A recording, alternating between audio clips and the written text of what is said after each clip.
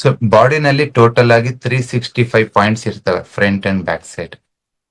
ಇಲ್ಲಿ most important thing ಏನಪ್ಪಾ ಅಂತಂದ್ರೆ, ಇದು ಈ ಚಾರ್ಟ್ ನಿಮಗೆ ಗೂಗಲ್ ಅಲ್ಲಿ ಸಿಗುತ್ತೆ.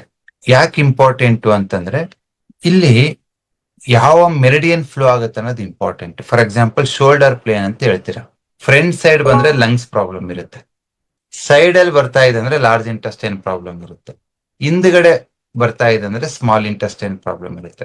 ಯಾವ ಮೆರಿಡಿಯನ್ ಪ್ರಾಬ್ಲಮ್ ಇರುತ್ತೋ ಆ ಮೆರಿಡಿಯನ್ ಅಕ್ಯುಪ್ರೆಷರ್ ಪಾಯಿಂಟ್ ನೀವು ಪ್ರೆಸ್ ಮಾಡಿದಾಗ ಆ ಭಾಗಕ್ಕೆ ರಕ್ತ ಸಂಚಾರ, ಪ್ರಾಣವಾಯು ಸಂಚಾರ, ಚಿ ಎನರ್ಜಿ ಫ್ಲೋ ಆಗುತ್ತೆ. ಯಾವಾಗ ಎನರ್ಜಿ ಫ್ಲೋ ಇಂಪ್ರೂವ್ ಆಗುತ್ತಾ ತನಿಗ್ ತಾನೇ ವಾಸಿ ಆಗುತ್ತೆ.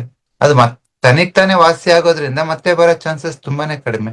ಸೊ ನಮ್ಮ ಪೂರ್ವಜರು ನೂರಾರು ಪ್ರೆಷರ್ ಪಾಯಿಂಟ್ಸ್ ನ ನಮ್ಮ ದೇಹದಲ್ಲಿ ಕಂಡಿಡ್ಕೊಂಡಿದ್ದಾರೆ.